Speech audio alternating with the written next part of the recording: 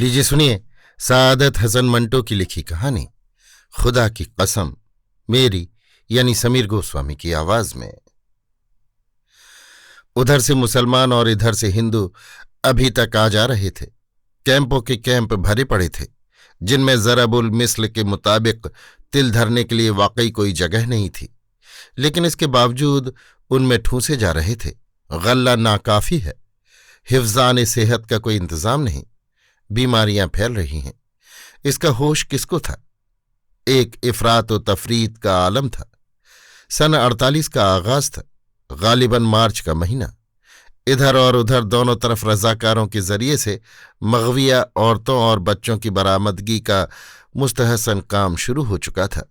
सैकड़ों मर्द, औरतें, लड़के और लड़कियां इस कार्य खैर में हिस्सा ले रही थीं।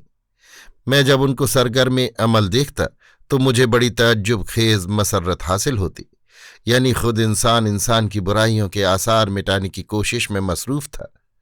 जो इस्मतें लुट चुकी थीं उनको मजीद लूट खसूट से बचाना चाहता था। किस लिए? इसलिए कि उसका दामन मजीद धब्बों और दागों से आलूदा न हो, इसलिए कि वो जल्दी जल्दी अपनी खून से लिथड़ी हुई उंगलियां चाट ले और हम अपने हमजिंसों के साथ दस्तरख्वान पर बैठकर रोटी खाएं, इसलिए कि वो इंसानियत का सुई धागा लेकर जब तक दूसरी आंखें बंद किए हैं इस्मतों के चाक रफू कर दे। कुछ समझ में नहीं आता था, लेकिन उन रजाकारों की जद्दोजहद फिर भी काबिल कद्र मालूम होती थी। उनको सैकड़ों दुश्वारियों का सामना करना पड़ता था।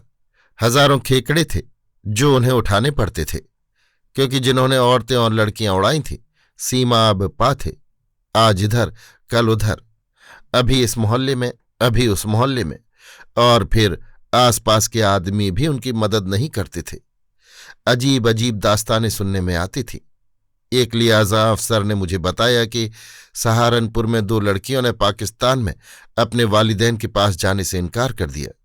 दूसरे ने बताया कि जब जालंधर में जबरदस्ती हमने एक लड़की को निकाला तो काबिजा के सारे खानदान ने उसे यूं अलविदा कही जैसे वो उनकी बहू है और किसी दूर दराज सफर पर जा रही है।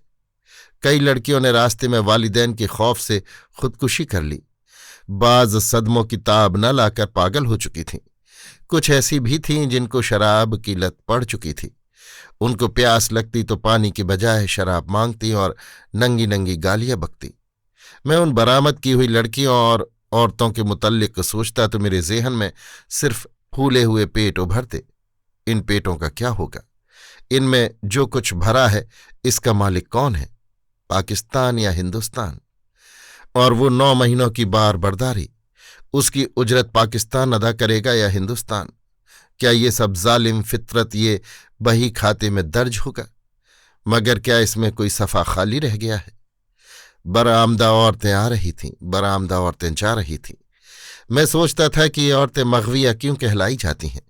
इन्हें इगवा कब किया गया है? इगवा तो एक बड़ा रोमांटिक फेल है जिसमें मर्द और औरतें दोनों शरीक होते हैं। ये तो एक ऐसी खाई है जिसको फांदने से पहले दोनों रूहों के सारे तार झंझना उठते हैं। लेकिन ये इगवा कैसा है कि एक निहत्ती को पकड़कर कोठरी में कैद कर लिया। लेकिन वो जमाना ऐसा था कि मंतिक, इस्तिदलाल और फलसफा बेकार चीजें थीं। उन दिनों जिस तरह गर्मियों में भी दरवाजे और खिड़कियां बंद करके सोते थे, उसी तरह मैंने भी अपने दिलो दिमाग की भी सब खिड़कियां दरवाजे बंद कर दिए थे। हालांकि उन्हें खुला रखने की ज्यादा जरूरत उसी वक्त थी, लेकिन मैं क्या करता? मुझे कुछ सूझता नहीं था। बरामदा औरतें आ रही थीं, बरामदा औरतें जा रही थीं। ये दरामद और बरामद जारी थी, तमाम ताजिराना खुसूसियात के साथ। और सहाफ़ी, अफसाना निगार और शायर अपनी कलम उठाए शिकार में मसरूफ थे। लेकिन अफसानों और नज़मों का एक सैलाब था जो उमड़ा चला आ रहा था।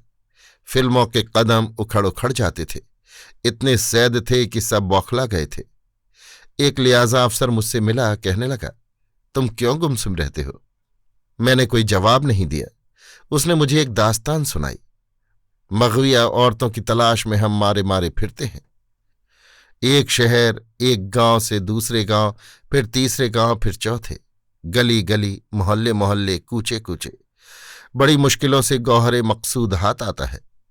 मैंने दिल में कहा, कैसे गौहर? गौहर नासुफ्ता यूसुफ था। तुम्हें मालूम नहीं हमें कितनी दिक्कतों का सामना करना पड़ता है। मैं तुम्हें एक बात बतलाने वाला था। हम बॉर्डर के उस पार सैकड़ों फेरे कर चुके हैं। अजीब बात है कि मैंने हर फेरे में एक मुसलमान बुढ़िया को देखा। अधेड़ उम्र की थी। पहली मर्तबा मैंने उसे जालंधर की बस्तियों में देखा। परेशान हाल, माउफ दिमाग, वीरान वीरान आंखें, गर्दो गुबार से अटे हुए बाल, फटे हुए कपड़े। उसे तन का होश था न मन का, लेकिन उसकी निगाहों से ये साफ जाहिर था कि किसी को ढूंढ रही है। मुझे बहन ने बताया कि ये औरत सदमे के 22 पागल हो गई है। पटियाला की रहने वाली है। उसकी इकलौती लड़की थी जो उसे नहीं मिलती। हमने बहुत जतन किए हैं उसे ढूंढने के लिए, मगर नाकाम रहे हैं। गालिबन बलवों में मारी गई है, लेकिन ये बुढ़िया नहीं मानती। दूसरी मर्तबा मैंने उस पगली को सहारनपुर के लारियों के अड्डे पर देखा। उसकी हालत पहले से कहीं ज्यादा अबतर और खस्ता थी। उसके होठों पर मोटी मोटी पपड़ियां जमी थीं।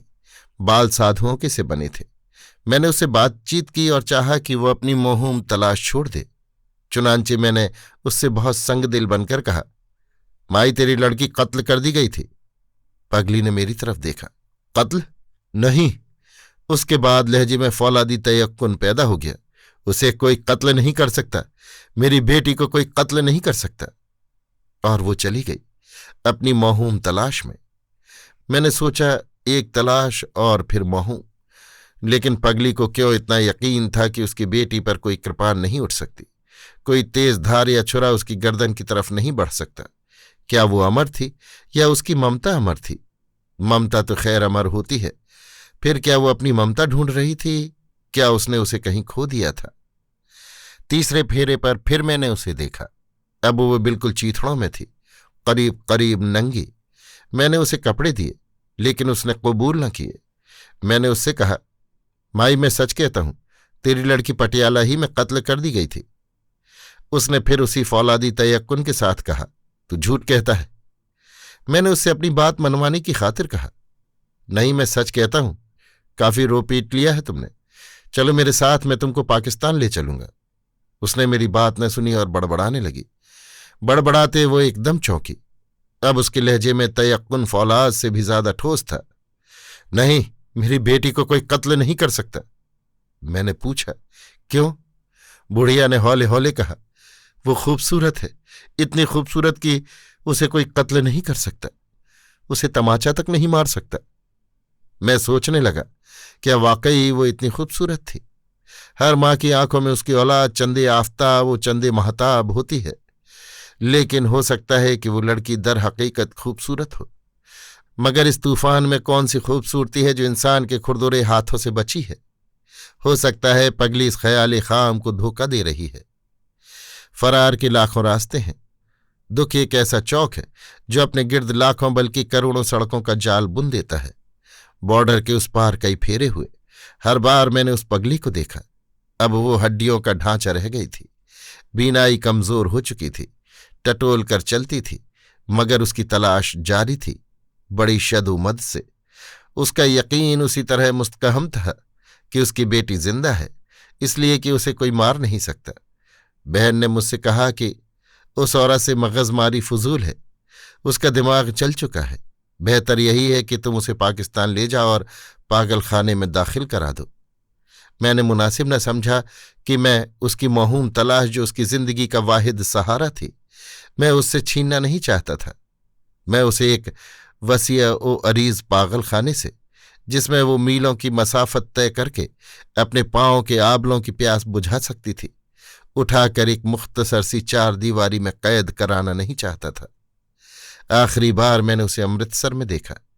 उसकी शिकस्ता हाली का ये आलम था कि मेरी आंखों में आंसू आ गए। मैंने फैसला कर लिया कि मैं उसे पाकिस्तान ले जाऊंगा और पागल खाने में दाखिल करा दूंगा।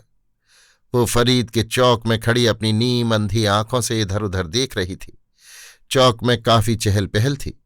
मैं बहन के साथ एक दुकान पर बैठा एक मगविया लड़की के मुतल्लिक बातचीत कर रहा था, जिसके मुतल्लिक हमें ये इत्तला मिली थी कि वो बाजार सबूनिया में एक हिंदू बनिए के घर मौजूद है।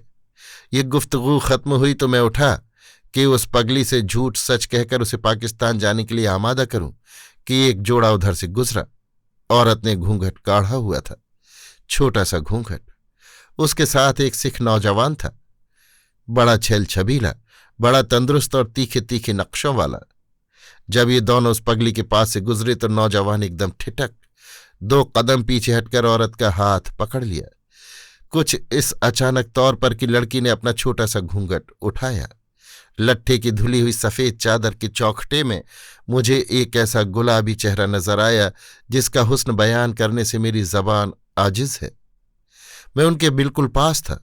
सिख नौजवान ने उस हुस्न जमाल की देवी से उस पगली की तरफ इशारा करते हुए सरगोशी में कहा, तुम्हारी मां? लड़की ने एक लहजे के लिए पगली की तरफ देखा और घूंघट छोड़ लिया और सिख नौजवान का बाजू पकड़कर भींचे हुए लहजे में कहा, चलो। और वो दोनों सड़क से उधर जरा हटकर तेजी से आगे निकल गए। पगली चिल्लाई, भाग भरी भाग भरी। वो सख्त मुस्तरिब थी। मैंने पास जाकर पूछा, क्या बात है माई? वो कांप रही थी। मैंने उसको देखा है, मैंने उसको देखा है। मैंने पूछा, किसे? उसके माथे के नीचे 2 गढ़ों में उसकी आंखों के बेनूर ढेले मुतहर्रिक थे। अपनी बेटी को, भाग भरी को। मैंने फिर से कहा, वो मर खप चुकी है माई। उसने चीख कर कहा, तुम झूठ कहते हो। मैंने इस मर्तबा उसको पूरा यकीन दिलाने की खातिर कहा, मैं खुदा की कसम खाकर कहता हूं वो मर चुकी है। ये सुनते ही वो पगली चौक में ढेर हो गई। अभी आप सुन रहे थे सादत हसन मंटो की लिखी कहानी खुदा की कसम, मेरी यानी समीर गोस्वामी की आवाज में।